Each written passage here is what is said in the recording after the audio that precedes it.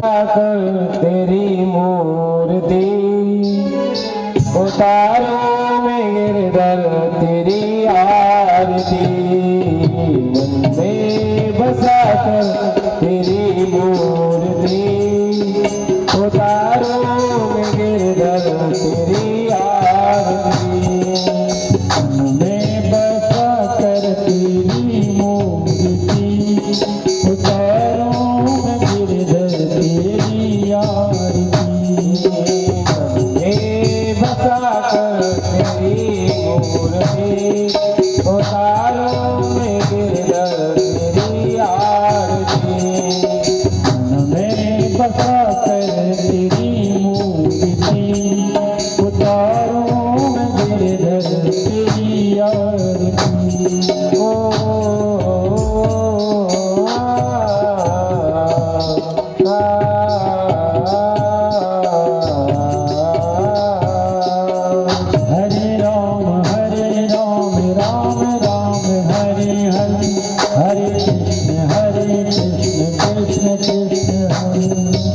हरे कृष्ण कृष्ण कृष्ण हरे हरे हरे राम राम राम हरे हरे मन में बसा कर तेरी मूर्ति उतारूं मैं गिरधर तेरी आरती मन में बसा कर तेरी मूर्ति उतारूं मैं गिरधर तेरी आरती उतारूं मैं गिरधर तेरी आरती करुणा करो कष्ट हरो ज्ञान दो भगवती मैं बसा कर तेरी मूर्ति उतारूं मैं गिरधर तेरी आरती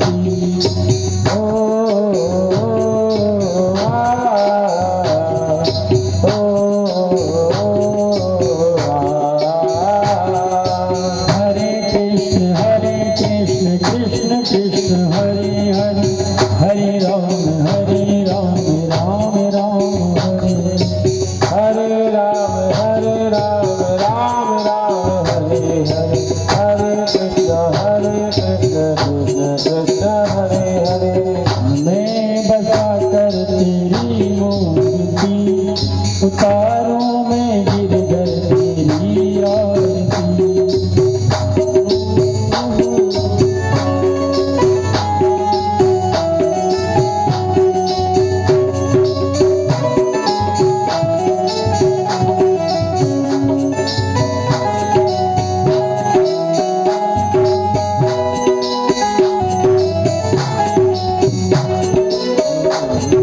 मांग तुझसे क्या यही सोचूं भगवान जिंदगी जब तेरे नाम कर दी अर्पण मांग यही सोचूं क्या मैं भगवान जिंदगी अब तेरे नाम कर दी अर्पण सब कुछ तेरा कुछ नहीं मेरा सब कुछ तेरा कुछ नहीं मेरा चिंता है तुझको प्रभु संसार की मैं बसा कर तेरी मूर्ति उतारूं मैं गिरधर तेरी आरती बसा कर तेरी मूर्ति उतारूं मैं गिरधर तेरी आरती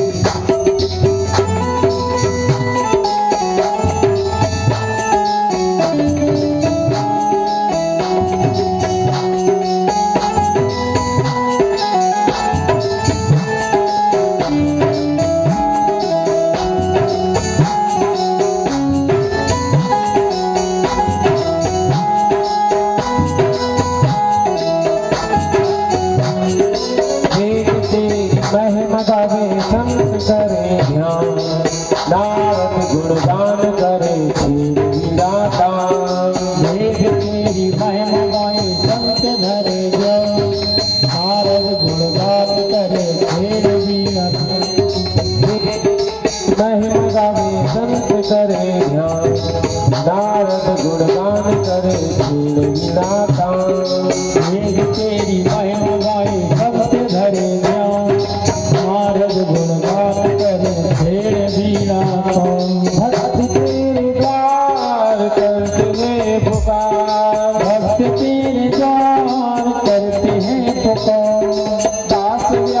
गावे तेरी आरती मन में बसर तेरी मूर्ति उतारो मेरे घर तेरी आरती उतारो मेरे घर तेरी आरती सर्वोरे गौरम करुणावतारम संसार सारम भजने आओ सदा भजन्त में ज्ञान इंद्रे भवम भवानी सैतम नमः तुम्हें देवता जपिता तुम्हें बंधु सदा तुम्हें विद्या गुरुरम तुम्हें विसर्णम मम देवि तुम्हें विसर्णम मम देवि।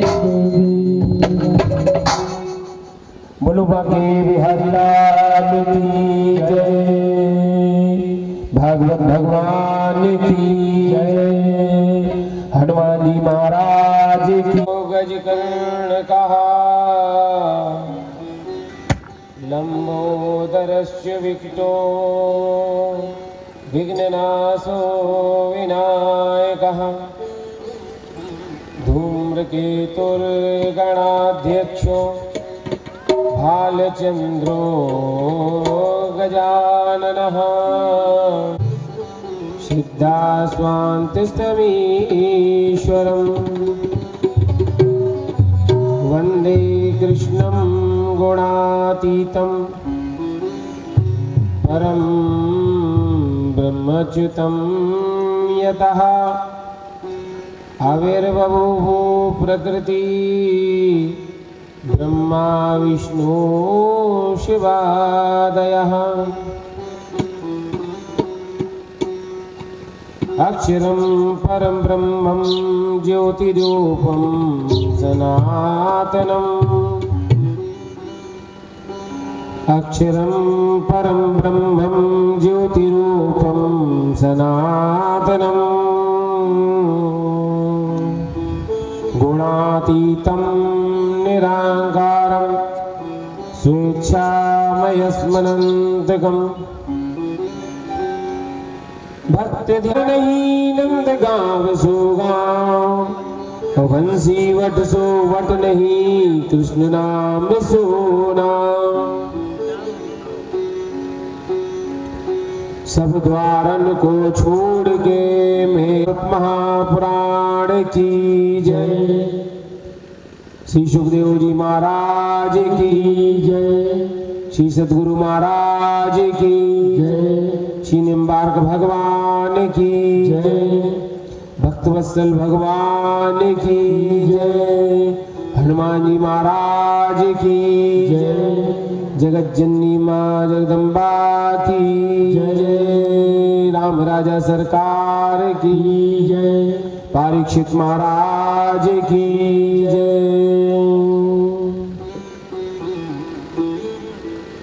परम मंगलमय श्रीमद् भागवत महापुराण परमहंस संहिता वैष्णव संतों का परम धन श्रीमद् भागवत उन आनंद कंद अनंत कोटि ब्रह्मांड नायक कुंज निकुंजेश्वर राजा रमण बाधा हरण वृंदावन चंद्र श्री बांके बिहारी के एवं ब्रजभानुनंदिनी आनंद कंदनी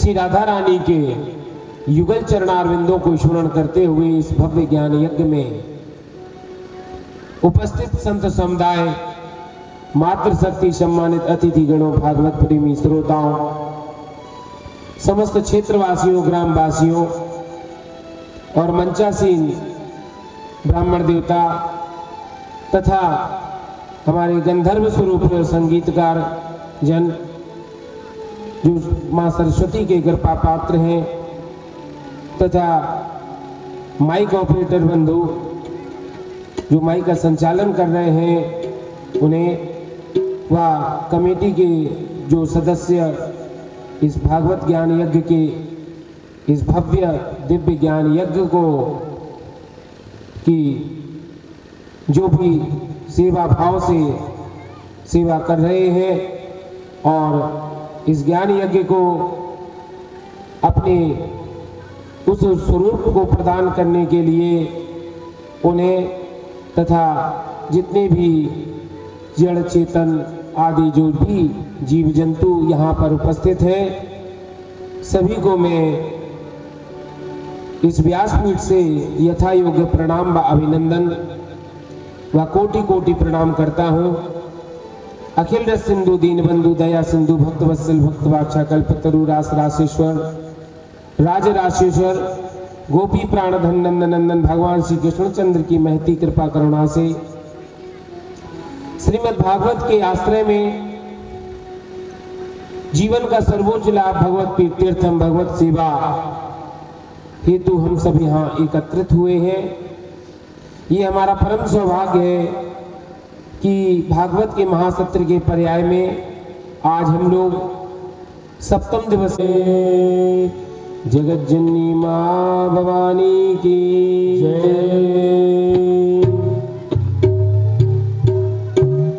तेरा किसने किया श्रृंगार सांवरे, तेरा किसने किया श्रृंगार सांवरे,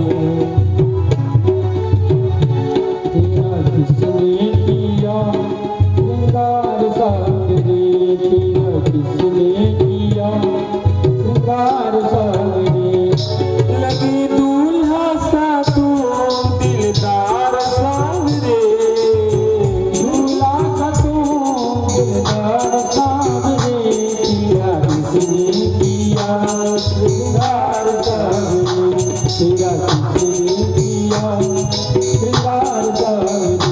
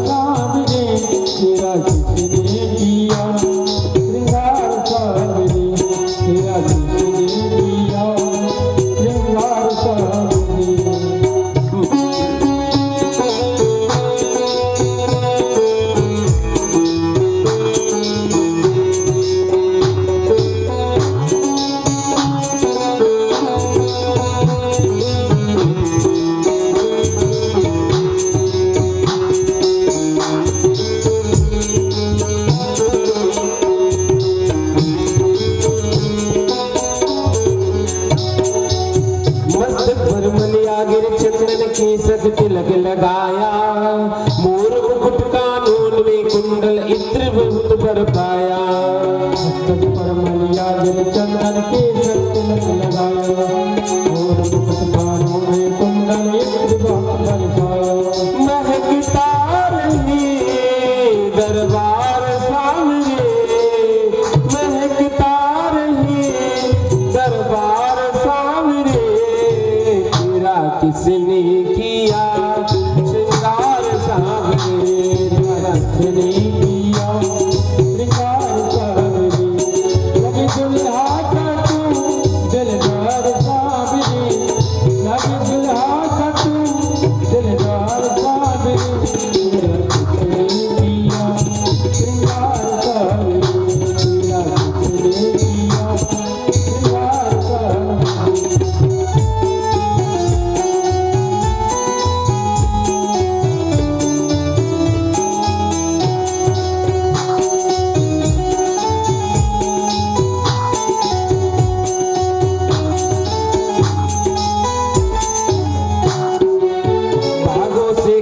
चुन चुन कर सुंदर हार बनाया, रहे सलामत हाथ सदा वो जिसने तुझे सजाया।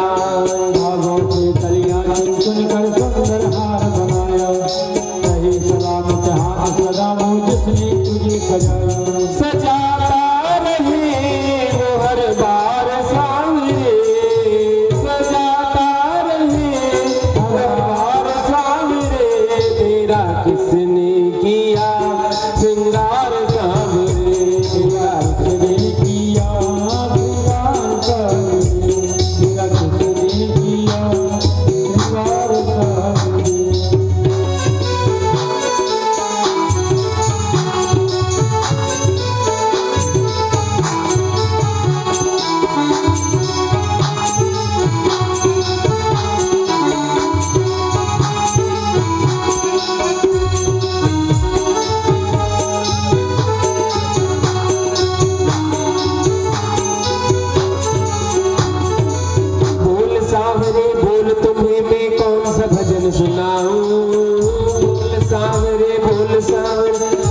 भजन सुनाऊं, ऐसा कोई राग बता दे तू नाचे में गाऊं।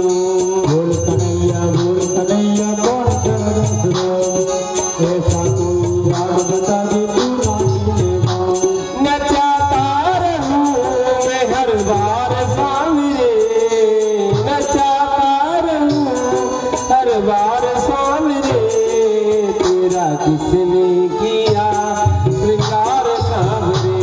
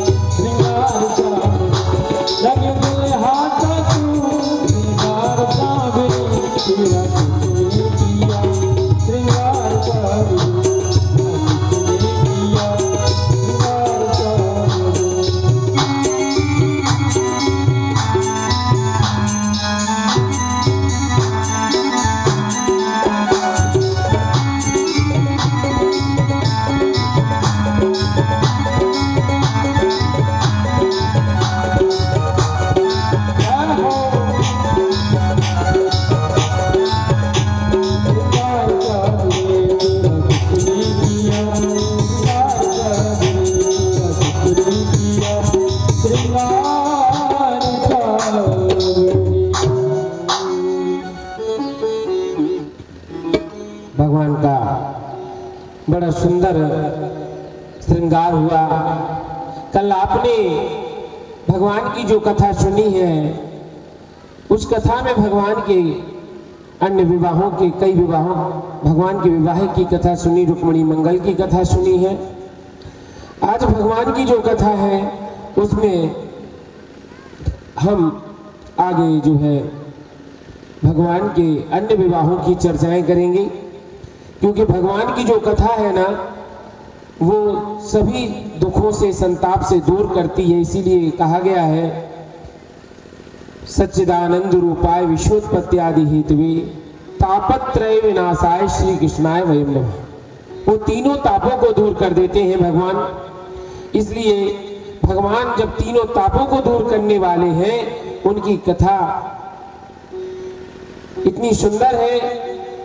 वो जब त्रिताप को दूर करती है, मनुष्य के दैहिक, दैविक, भौतिक सभी तापों को दूर करने वाली है। अतः हम उनकी कथा को जब मन से और ध्यान से सुनते हैं, तभी इस कथा का पूर्ण फल प्राप्त होता है। क्योंकि सुनने में सबसे ज्यादा श्रवण भक्ति का महत्व होता है, और जब हम सुनते हैं तब कथा कर्ण के माध्यम से अंदर प्रवेश करती है और हृदय में जाकर के भगवत भक्ति का उद्भव करती है। इसलिए हमें कथा बड़े प्रेम से और मन लगा करके बिल्कुल अपनी आंखों और कानों को सजग करके कथा का श्रवण करना चाहिए। अच्छा, होता क्या है कि भगवान जो होते हैं वह अपने भक्त के वश में होते हैं, और भक्त जब उनकी कथा को बड़े प्रेम से सुनता है, सुनने का सबसे ज्यादा फल कहा गया है। अच्छा, सुनने में जो श्रोता होते हैं, वह श्रोता कितने प्रकार के होते हैं? स्कंद पुराण के वैष्णव खंड में कहा गया है कि श्रोता दो प्रकार के होते हैं। एक श्रोता होता है जिसे कहते हैं प्रवर, और एक जो श्रोता होता है वो अवर होता है। प्रवर और अवर दो प्रकार के श्रोता होते हैं।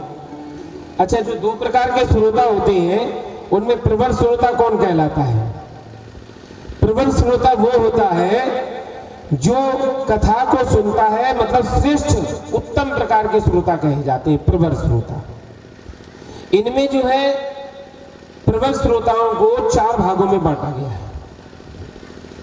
एक श्रोता है, प्रथम नंबर पे आता है, जिसका नाम है चातक। चातक पक्षी जानते हैं, पपीहा जिसको बोलते हैं, ये भी एक श्रोता होता है। श्रोता कितने प्रकार के होते हैं? जो प्रवर श्रोता होते हैं, उत्तम श्रोता होते हैं, वो 4 प्रकार के होते हैं, जो उत्तम श्रोता होते हैं। जिसमें जो चातक होता है, चातक को कहते हैं पपीहा। ये पपीहा जो होता है, ये बादल से बरसते हुए जल में ही अपनी स्पृहा रखता है।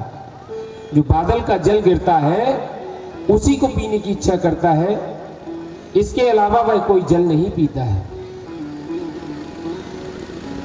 अच्छा, दूसरे जल को वो कभी छूता भी नहीं है, उसे सिर्फ पीना है तो वही जल पिएगा जो बादल से गिरेगा। अच्छा, उसी प्रकार जो श्रोता सब कुछ छोड़कर केवल भगवान कन्हैया के, कृष्ण के जो शास्त्रों होते हैं, शास्त्रों के श्रवण का व्रत ले लेता है, वो चातक यानी पपीहा जैसा श्रोता होता है। अच्छा, जो जैसे हंस क्या करता है, हंस ये दूसरे प्रकार का श्रोता है। जो हंस श्रोता होता है वो सार, मतलब वो क्या करता है, जो जितनी कथा में बातें कही गई हैं उनमें से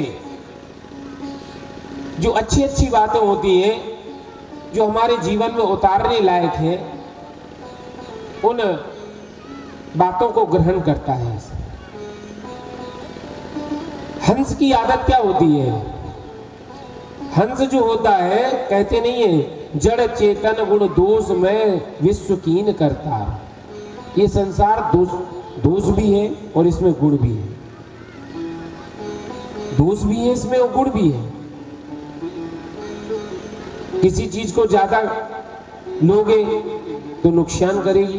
खाना भी अगर हम खाते हैं, अगर रोटी सब्जी ज्यादा खाएंगे तो वही रोटी अगर हम ज्यादा खाते हैं तो वो नुकसान कर जाती है, और कम खाते हैं तो वह फायदा करती है। बचपन में बालकों को भी, छोटे छोटे बच्चों को जब जुकाम हो जाता है तो थोड़ा सा जो मदिरा होती है उसका छोटा सा 1 बूंद देते हैं शराब का, जो अंगूर की होती है। अच्छा, उससे जुकाम ठीक हो जाता है। और ज्यादा दी जाए तो वो नुकसानदायक होती है। अफीम ज्यादा पी जाए नुकसानदायक होती है, कम लेते हैं फायदेमंद होती है। कोई भी औषधि होती है, अधिक मात्रा में लेने पर वह हानि देती है, और कम मात्रा में लेने पर वही फायदा भी देती है वही औषधि। इसी प्रकार से जो हंस होता है ना, ये हंस क्या करता है? संत हंस गुण गण पहे, गुण गहे पहे परिहर वार विकार।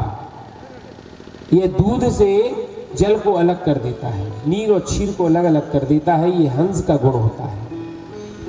तो हंस दूध के साथ मिलकर एक हुए जल से निर्मल दूध ग्रहण कर लेता है और पानी को छोड़ देता है। उसी प्रकार से जो श्रोता होते हैं, अनेक शास्त्रों का श्रवण करके भी उसमें से सार भाग को ग्रहण करते हैं, उसे हंस श्रोता कहते हैं। तीसरे प्रकार का जो श्रोता होता है वो मीन श्रोता होता है। जैसे मीन जो मछली होती है, वो जल के अंदर नेत्रों से दुग्धपान करती है, अपने नेत्रों से दुग्धपान करती है। इसी प्रकार से जो क्षीर सागर में मछली मौन होकर के अपलक आंखों से देखती हुई सदा दुग्धपान करती है, उसी प्रकार जो कथा सुनते समय मछली के समान, जैसे मछली आंखों से दूध पीती है ना, इसी प्रकार जो श्रोता सामने बैठ करके निर्निमेष आंखों से, यानी आंखों को इधर उधर नहीं, सिर्फ अपने वक्ता की ओर देखना है, जो सिर्फ वक्ता की ओर देखते हुए निर्निमेष आंखों से, निर्निमेष नेत्रों से देखता हुआ जो है, ये मुंह से कभी एक शब्द भी नहीं निकालता है और निरंतर कथा रस का आस्वादन करता रहता है, वह प्रेमी श्रोता मीन जैसा श्रोता कहलाता है, जो सिर्फ वक्ता के सामने इधर उधर नहीं देखता है, सिर्फ वक्ता की आंखों में आंख मिला करके जो श्रोता सुनता है वो मीन श्रोता कहा जाता है, उत्तम श्रोता होता है। उत्तम एक श्रोता होता है जिसे सुख कहते हैं। सुख श्रोता कौन होता है? सुख माने होता है तोता, और तोता जो श्रोता होता है उसका क्या होता है, जिस प्रकार भली भांति पढ़ाया हुआ तोता उसी प्रकार से उस उच्चारण को बोल देता है और आने वाले लोगों को प्रसन्न करता है। जैसे तोता को कुछ सिखा दिया जाए तो कोई भी अतिथि आता है तो उसको भी बड़ी प्रसन्नता से आइए बैठिए, आइए बैठिए, इतना सीख जाता है तो वह बोलता है। उसी प्रकार से जो श्रोता कथावाचक के मुख से जो उपदेश सुनता है, कथा व्यास जो कुछ भी बोलता है उस उपदेश को सुन करके उसे सुंदर और परिमित वाणी में पुनः उसी को अन्य श्रोताओं को सुना देता है, आनंदित कर देता है। उस कथा को सुन करके अपने घर में या किसी अन्य लोगों को उसी भाषा से सुना देता है, वह सुख श्रोता कहा जाता है, उसे सुख श्रोता कहते हैं। जैसे अच्छा, अब इसी प्रकार से ये चार श्रोता आपको हमने बताई, ये उत्तम श्रोता होते हैं। और जो अवर श्रोता होते हैं, जो जिनको अधम श्रोता कहते हैं, वो श्रोता कैसे होते हैं? उनमें एक श्रोता होता है वृक। जो वृक श्रोता होता है, वृक किसको कहा जाता है? वृक कहते हैं भेड़िया को। भेड़िया जो होता है ना, ये वृक श्रोता होता है। जैसे भेड़िया वन के भीतर जब वेणु की आवाज आती है, मुरली की आवाज आती है, तो ये भेड़िया बन करके ऐसे श्रोता जैसे वेणु की आवाज सुनने में बाधा डालता है, उसी प्रकार जो मूर्ख श्रोता होते हैं वो कथा सुनते समय इधर उधर की बातें करके बीच बीच में जोर से बोलते हैं, जिससे कथा में बाधा उत्पन्न होती है। ऐसे श्रोता वृक श्रोता कहे जाते हैं। एक श्रोता होता है जिसे कहते हैं भूरुंड श्रोता। जो भूरुंड होता है ना, ये हिमालय का एक पक्षी होता है। ये श्रोता, इस प्रकार के जो श्रोता होते हैं, वो शिक्षाप्रद वाक्य को सुनकर वैसा ही बोला करता है, किंतु स्वयं उससे कभी कोई लाभ नहीं लेता है। सुनता सब है, लेकिन दिमाग में, मस्तिष्क में एक भी बात नहीं बैठती है। और उपदेश की बात सुन करके वह मतलब ऐसे जो उपदेश की बात सुनकर उसे दूसरों को तो सिखाता है, परंतु स्वयं आचरण में उसको नहीं लेता है। इसे भूरुंड श्रोता कहते हैं। अच्छा, इसी प्रकार से एक श्रोता होता है जिसे कहते हैं वृष। वृष जानते हैं किसको बोलते हैं? वृष माने वृषभ। वृषभ होता है बैल। एक श्रोता बैल के समान होता है। और वो श्रोता कैसा होता है? बैल को चाहे तुम अंगूर दे दो और चाहे खली दे दो, उसको कोई फर्क नहीं पड़ने वाला। वो अंगूर को भी चाव से खाएगा और खली को भी चाव से खाएगा। इसी प्रकार से जो वृषभ के समान श्रोता होते हैं, वो जो बातें सुनते हैं उनमें जो है, जो श्रृंगार वाली बातें होती हैं, या जिनको कहना चाहिए सब बातें सुनते हैं, सुनने के बाद उसे पता नहीं पड़ता कि हमें कौन सी चीज को ग्रहण करना चाहिए, कौन सी चीज को ग्रहण नहीं करना चाहिए, उसे एक ज्ञान नहीं होता है। इसलिए श्रोता को ऐसे नहीं होना चाहिए। एक श्रोता होता है उष्ट के समान। उष्ट क्या होता है?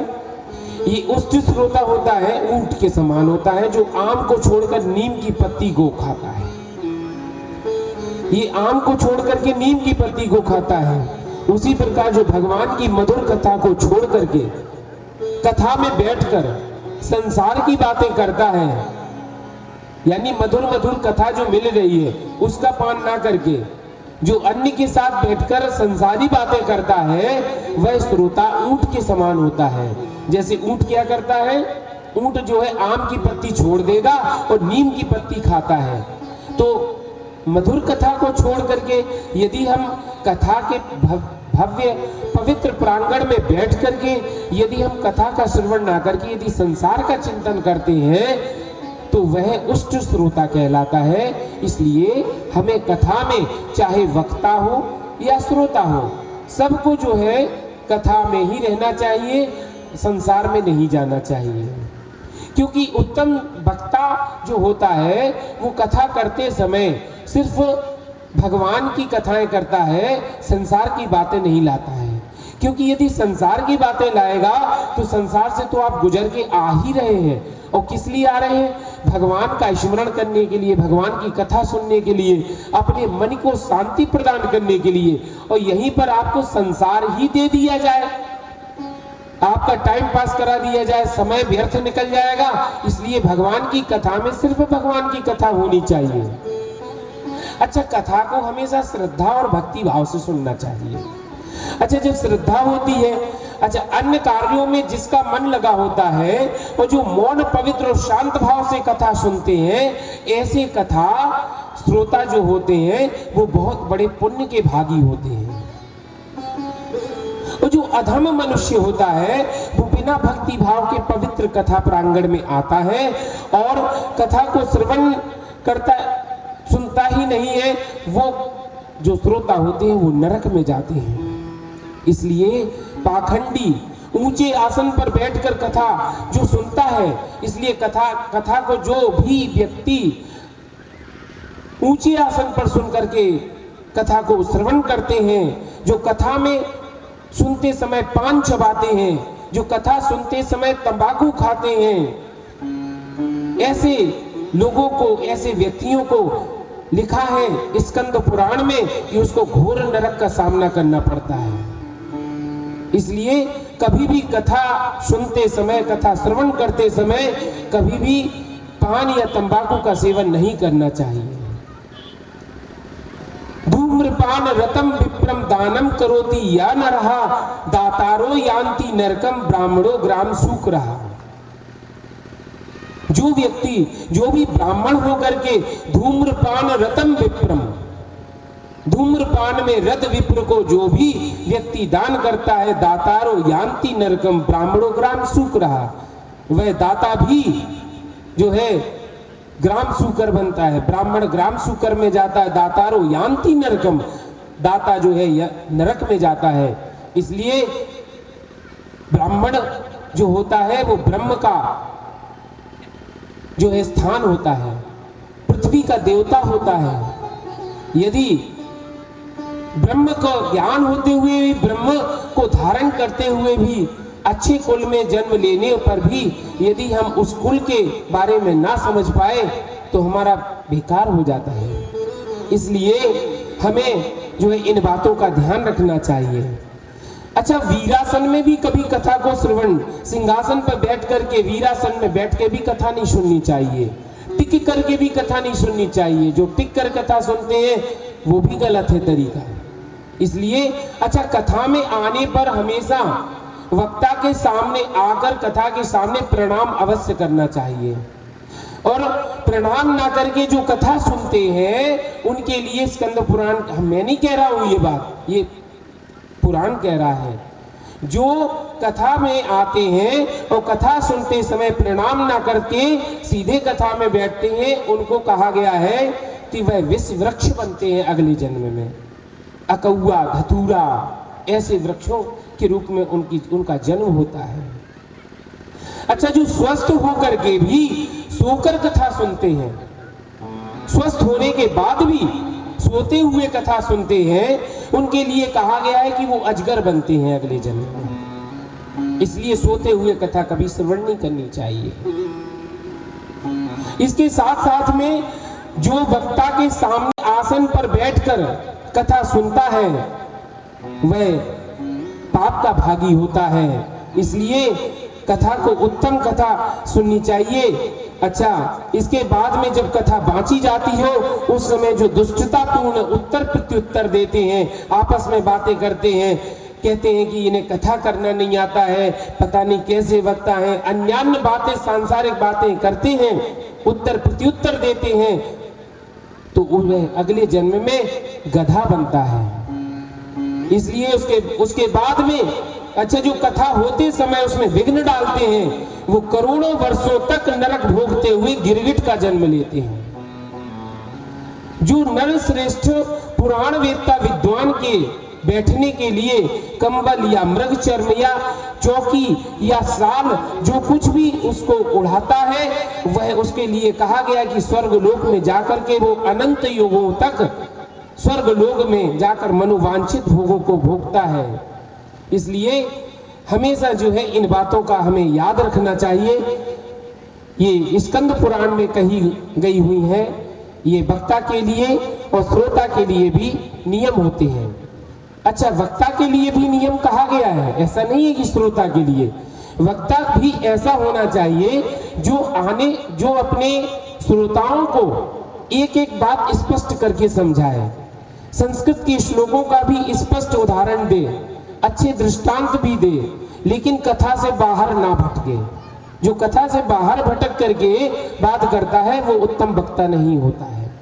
इसलिए वक्ता को अपनी कथा में रहते हुए भी जो है, क्योंकि वक्ता श्रोता जब कथा को सुनता है तो वक्ता भी श्रोता को सुनता है। जितना महत्व श्रोता के लिए है उतना महत्व वक्ता के लिए भी होता है। इसलिए इन सब बातों का हमें ध्यान रखना चाहिए। और भी एक बात कही गई है कि जो श्रोता होते हैं उसमें श्री भागवत जी कहती हैं, भागवत जी में लिखा हुआ है कि श्रोता को जो श्रोता होते हैं उनको कथा सुनते समय हमेशा जो है, अच्छा जब हम श्रवण करते हैं तो उसके लिए इसमें भी कहा गया है कि जो श्रोता कथा सुनते हैं उनको इसमें बताया गया है भागवत में कि वे भी जो है उत्तम, मध्यम और अधम 3 प्रकार के होते हैं। क्योंकि अभी हम लोगों ने सिर्फ एक विवाह के बारे में सुना, अब हमारे गोविंद के जितने भी विवाह होंगे उन विवाहों की कथा सुखदेव जी महाराज है। रुक्मणी है और जो जामवंती है, सत्यभामा है, ये इनकी पत्नियां थी भगवान की। पहला विवाह रुक्मणी से हुआ जिन्हें हम श्रवण भक्ति कहते हैं। अच्छा, श्रवण भक्ति क्या होती है? श्रवण भक्ति जो हम सुनते हैं, रुक्मणी मैया ने सबसे पहले सुना, भगवान के बारे में सुना है, तब उनको भगवान से विवाह करने की इच्छा जागृत हुई। इसीलिए लिखा है भागवत में, श्रुत्वा गुणानुभुवन सुंदर शृण्वना शृण्वतां ते निर्विश्य कर्ण विवरैर हरतो अंगतापम। रुक्मणी जी ने पत्र में लिखा था कि हे प्रभु, हे भुवन सुंदर, आपके संपूर्ण लोगों के आप जो सौंदर्य है, आपके गुणों के विषय में सुन करके भला कौन सी संसार में ऐसी नारी होगी जो आपको प्राप्त करना नहीं चाहेगी। तो सुनने की बात आई है, मतलब सुनकर। तो सुनना क्या होता है? ये श्रवण भक्ति का सबसे पहला जो है चरण है। पहले चरण में सुना जाता है। जब हम सुनेंगे तो कहते हैं प्रथम भगति संतन कर संगा। पहली भक्ति क्या होती है? संतों का संग। और दूसरी भक्ति होती है श्रवण। अच्छा, पहली जो भक्ति कही गई है संतन कर संगा, यानी संतों का संग करना चाहिए। अच्छा, संतों के संग से क्या लाभ होता है? संत का जो संग होता है, एक दृष्टांत है, एक ब्रजदास नाम के एक भक्त थे। ये ब्रजदास नाम के भक्त जो थे ये बरसाने में रहते थे। अच्छा, ये ब्रजदास जो भक्त थे ये जाति से जो है रैदास जाति में थे, रविदास कुल में थे और इनकी आयु लगभग में 60 वर्ष थी। और ये जो ब्रजदास नाम के जो भक्त थे ये बरसाने में रहते थे। इनकी एक अविवाहित पुत्री थी जिसका नाम था रति। उसे रतिया रतिया कहते थे। एक बार की बात है, घर में अविवाहित पुत्री थी। ये जो है घर में, परंतु प्रेम के बस वृद्ध पिता इसको रतिया कह करके पुकारते थे। और बरसाने में ही एक गांव के बाहर एक संत रहते थे। वो संत जो है कहीं भी जाने आने में थोड़ा असमर्थ थे। उनके हाथ पैर इतने ज्यादा नहीं चलते थे कि हम बरसाने से नंदगांव तक हो आए। एक उनकी इच्छा रहती थी कि कभी कोई मिल जाए ऐसा कि जो हमें नंदगांव तक भगवान के दर्शन करा लाए। तो एक दिन घूमते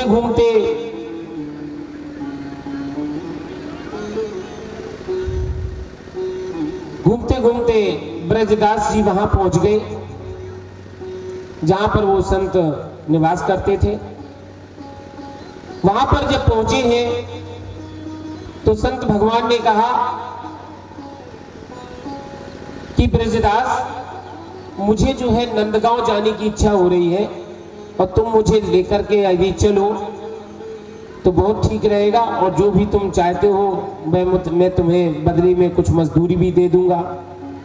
ब्रजदास ने कहा, महात्मा जी, इसमें कौन सी बड़ी बात है, आप यदि कहेंगे तो हम निश्चित चलेंगे, लेकिन दोपहर होने के पहले आप निकले तो ज्यादा अच्छा है कि दोपहर ना हो पाए, क्योंकि दोपहरी ज्यादा धूप पड़ रही है और लौट करके भी समय से आ जाएंगे।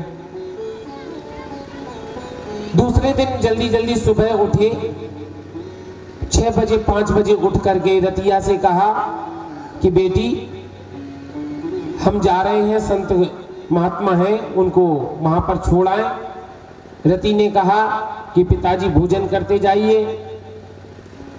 तो ब्रजदास जी ने कहा कि भोजन अब हम नहीं करेंगे, अब लेट हो जाएंगे, इसलिए हमें जल्दी से उनको छोड़ने जाना है।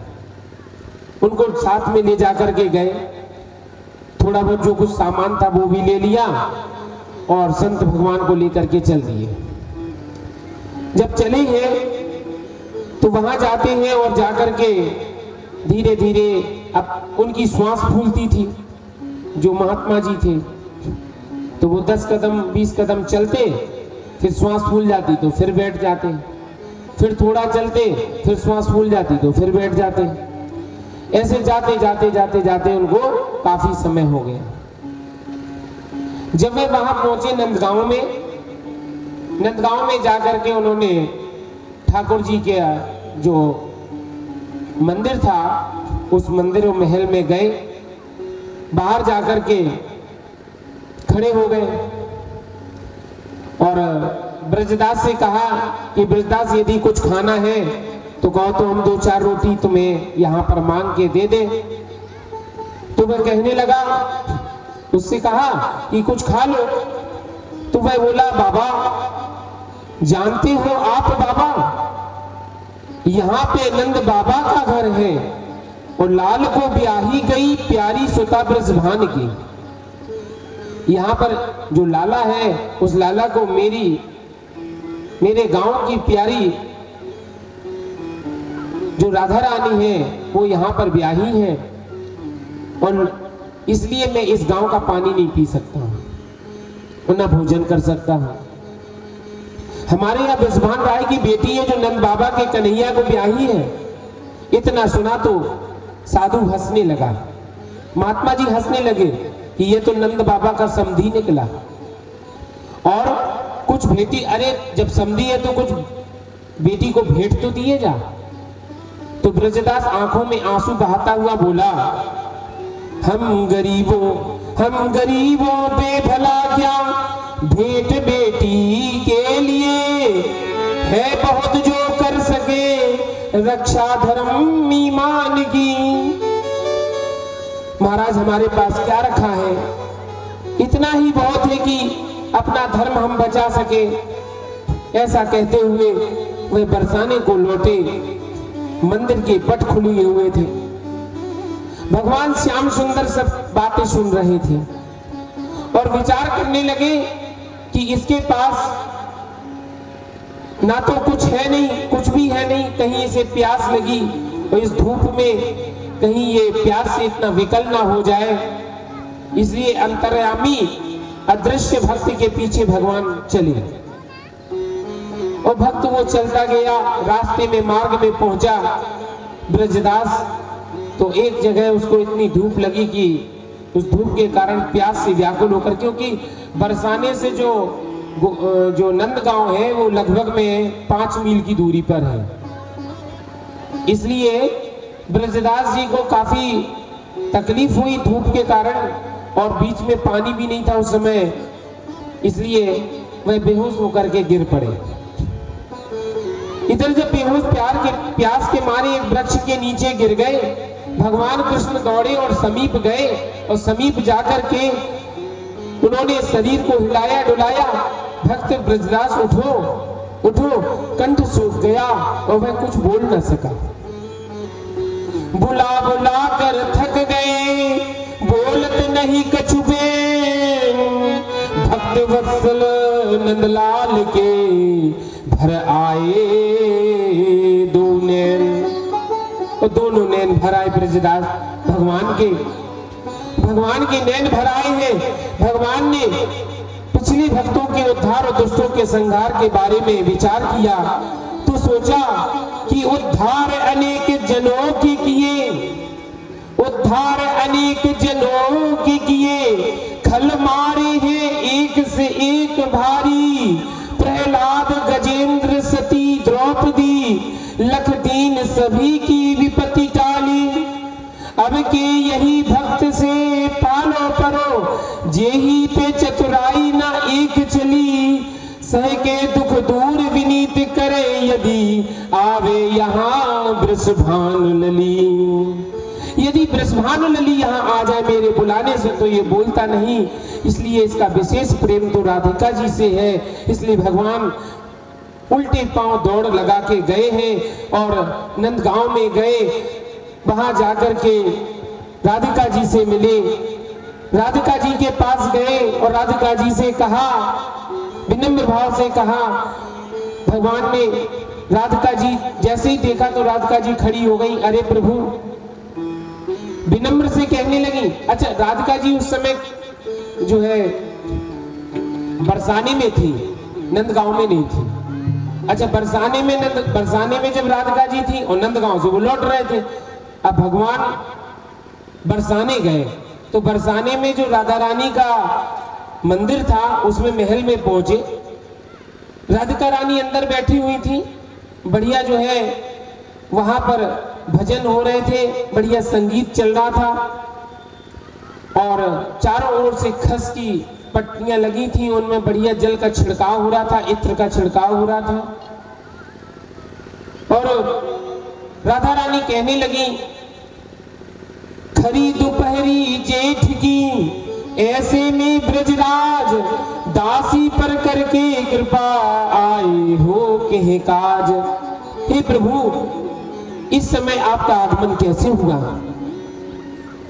तो इस अवसर पर श्री श्याम सुंदर हमारे गोविंद विनोदी भाव से, उनका विनोदी भाव है, वो कहने लगे, मंदिर में संगीत सुन मगन हो रही आप, नंदगांव के डगर में डरो तुम्हारो बाप। कहा कि मंदिर में संगीत सुन मगन हो रही आप, नंदगांव की डगर में डरो तुम्हारो बाप। तुम यहाँ पर मस्त हो और वहां पर तुम्हारा जो पिता है, पिता के समान तुम्हारे गांव का एक जो है भक्त वहां पर पड़ा हुआ है, जो तुम्हें जो है अपनी बेटी मानता है। बरसाने से नंदगांव गया, नंदगांव में उसने वहां का पानी तक नहीं ग्रहण किया है। और हमारे तुम्हारे संबंध के कारण तुमसे उसका अति प्रेम है, इसलिए तुम इस भेष में यदि जलती पृथ्वी पर यदि आते देखा, यदि तुम वहां जाओगी, यदि और तुम्हें जलती हुई पृथ्वी में आते हुए देखेगा तो वह बड़ा व्याकुल हो जाएगा। आश्चर्य ही नहीं है, शायद वो तुम्हें देख करके शरीर ही छोड़ दे। इसलिए हे राधे, यदि वहां जाना है तो उसकी पुत्री रति का भेष बना करके जाओ। आज राधिका रानी उसकी बेटी रतिया का भेष बना करके सुंदर पीतल की थाली में साधारण भोजन और मिट्टी के पात्र में जो है जल लेकर के गई हैं। वैसे तो जा रही थी स्वर्ण के थाल में लेकर के, लेकिन उसने कहा कि देखो वहां जाना है तो पीतल के थाल में ले जाओ, साधारण भोजन ले जाओ, सूखी रोटी ले जाओ, अचार ले जाओ, नहीं तो ऐसा ना हो कि वह समझ जाएगा कि राधा रानी स्वयं आई है तो उसके प्राण निकल जाएंगे, क्योंकि वो आपको जलती पृथ्वी में इस धूप में आते हुए वो सहन नहीं कर पाएगा और उसके शायद प्राण निकल जाएंगे। पीतल की थाली पर भोजन लगाए झट, शीतल सुनी घट पीछ घर भर लाई है।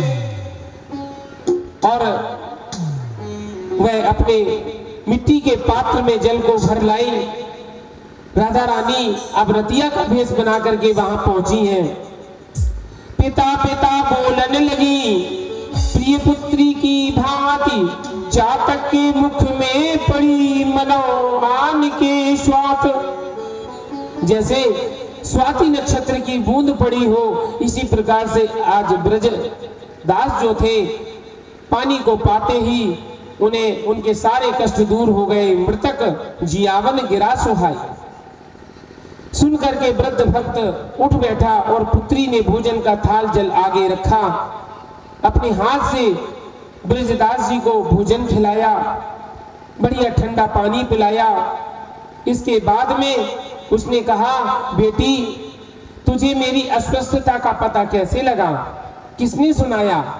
रति ने कहा, पिताजी मैं नंदगांव में, मैं जानती थी कि आप यहाँ पर हमारी राधा रानी नंदगांव में ब्याही है, तो वहां पर तुम जाकर के पानी नहीं पियोगे, इसलिए मुझे जब ये याद आया तो मैं तुरंत जो है भोजन लगा करके वहां से आ गई कि कहीं ऐसा ना हो ज्यादा विलंब हो जाए तो कहीं भूख प्यास से मेरे पिताजी को तकलीफ ना हो, इसलिए मैं तुरंत वहां से चली आई पिताजी। अच्छा, अब इधर भोजन किया और एक एक ग्रास में उनको अमृत के समान महसूस हुआ कि जैसे कोई अमृत पिला दिया हो। और तुरंत जो है रतिया ने कहा, पिताजी अब मैं जल्दी से जाती हूँ, आप आराम से आ जाइएगा। रतिया अपने घर पर चली आई। ब्रजदास जी धीरे धीरे धीरे धीरे जब घर में आए, शाम को जब ब्रजदास जी ने थाली और जल का घड़ा लिए हुए घर आए तो प्रसन्न मुद्रा में रतिया प्रसन्न मुद्रा से बोले, रतिया आज तू जो ना आती तो आज तो शायद मैं मर ही जाता। कितना स्वादिष्ट भोजन तूने बनाया था, कितना सुंदर, कितना मृदु जल तूने मुझे पान कराया, और मैं तेरे हाथों को चूम लूं और तेरे हाथ से मिला हुआ वह भोजन, वह पानी तो मुझे अमृत के समान मिल गया। पिताजी से आश्चर्य में बोली, पिताजी मैं कहाँ गई थी, मैं तो यहीं पर हूँ, मैं तो कहीं पर नहीं गई। फिर तो पिता पुत्री में प्रश्नोत्तर हो गया, रतिया तू कहीं नहीं गई, क्या कह रही है? उसने कहा, पिताजी वास्तव में मैं कहीं नहीं गई, मैं तो यहीं पे रही हूँ। अब जैसे ब्रजदास जी ने ये सुना है तो ब्रजदास जी तो बिल्कुल पागल से हो गए हैं और वहां से चल दिए। व्याकुल होकर के कहते हैं, जन्म जन्म नहीं दे सके इस ममता को मोल, मिट जा उनके नाम पे मन की गुंडी खोल। और इस प्रकार से प्रेम के कीर्तन में तन्मय हो गए हैं। जाते जाते फिर वहीं का जो है अपना पयान किया है और जाकर के सीधे जो है प्रिया जी के मंदिर में गए और प्रिया जी के मंदिर में पहुंच करके देहरी पर पहुंचे हैं। ज्यों ही पहुंचे तो जितने भी भक्त थे सब इधर उधर देखते इनको कि पागलों की तरह चले जा रहे, जहां पर जाकर के और मंदिर के सामने गिर गए हैं। इतने रोए कि तुरंत प्राण भी निकल गए और उनका वहीं पर उन्होंने अपने शरीर को त्याग दिया। इसलिए कहते हैं कि प्रथम भगति संतन कर संगा, जो पहली भक्ति होती है वो संतों का संग होती है। जब संतों का संग होता है तो फिर भगवान का हमें भगवान की भक्ति प्राप्त होती है। फिर दूसरी भक्ति कही गई है, दूसरी भक्ति मम कथा प्रसंगा। दूसरी भक्ति क्या होना चाहिए? मेरी कथा में रुचि हो। और जब कथा में रुचि होती है तो कथा में रुचि होने से हम भगवान हमारे अंदर आते हैं। इसी प्रकार से ये जो भक्ति है, इसमें पहली भक्ति है अर्चन भक्ति है। जो अर्चन भक्ति है वह श्रवण भक्ति है, वह रुक्मिणी मैया है। और दूसरी भक्ति है कीर्तन भक्ति, यह जामवंती मैया है। अच्छा, जामवंती मैया से अब इसके विवाह की चर्चा होती है। इनके विवाह की चर्चा में सुखदेव जी महाराज कहते हैं, राजन, द्वारकापुरी में एक सत्राजित नाम का एक यदुवंशी रहता था। और सत्राजित जो यादव थे, इनके बड़े भाई का नाम था प्रसेनजित। एक बार की बात है, ये सत्राजित जो है भगवान अपनी सुधर्मा सभा में बैठे हुए थे। सत्राजित भगवान सूर्य देव का बड़ा उपासक था। इसलिए लिखा है इसमें भागवत जी में, आसीत सत्राजितः सूर्यो भक्तस्य परम सखः प्रीतिस्तस्मै मणि प्रादात् चातुष्टः श्यमन्तकम्। सत्राजित ने भगवान की, सूर्य भगवान की इतनी आराधना की कि उस आराधना से सूर्य भगवान ने प्रसन्न होकर के सत्राजित को एक मणि दी। उस मणि का नाम था स्यमंत पंचक मणि, स्यमंतक मणि। जो स्यमंतक मणि थी, ये स्यमंतक मणि प्रतिदिन 8 भार स्वर्ण देती थी। 8 भार स्वर्ण का मतलब जानते हैं? 8 भार का मतलब होता है 77 किलोग्राम, 77 केजी। 77 किलोग्राम 110 ग्राम रोज सोना देती थी। और इसका वजन यानी ये 700 पाउंड, जिसको कहते हैं 160 तोला सोना प्रतिदिन देती थी। इतना तोला सोना प्रतिदिन उस मणि से प्राप्त होता था। अच्छा, जब मणि से ये प्राप्त होता था तो सत्राजित वह मणि बांध करके अपने गले में एक बार सुधर्मा सभा में आए। जब सुधर्मा सभा में आए हैं तो दूर से देखा कि सत्राजित चले आ रहे, तो मणि के कारण बड़ा प्रकाश हो रहा था। अच्छा, मणि के कारण बड़ा प्रकाश हो रहा था तो ऐसा लग रहा था जैसे सूर्य भगवान ही आ रहे हो। तो सब चकाचौंध हो गए। सबने सोचा सूर्य देव भगवान से मिलने आ रहे द्वारकाधीश से। द्वारकाधीश हमारे सुधर्मा सभा में विराजते हैं। जैसे ही सत्राजित आया तो भगवान ने कहा, ये सत्राजित ये सूर्य देव नहीं है, ये सत्राजित है। सूर्य देव के द्वारा प्राप्त हुई मणि को अपने गले में लटका करके आ रहे हैं। सत्राजित आए, सत्राजित से कहा, हे सत्राजित, यह मणि जो तुम पहने हुए हो, यह मणि मुझे दे दो। इस मणि को मुझे दे दो, क्योंकि इस मणि को प्राप्त करके मैं इसे राजकोष में जमा कर दूंगा। और राजकोष में जब ये जमा हो जाएगी तो इससे पूरे देश का खर्चा चलेगा।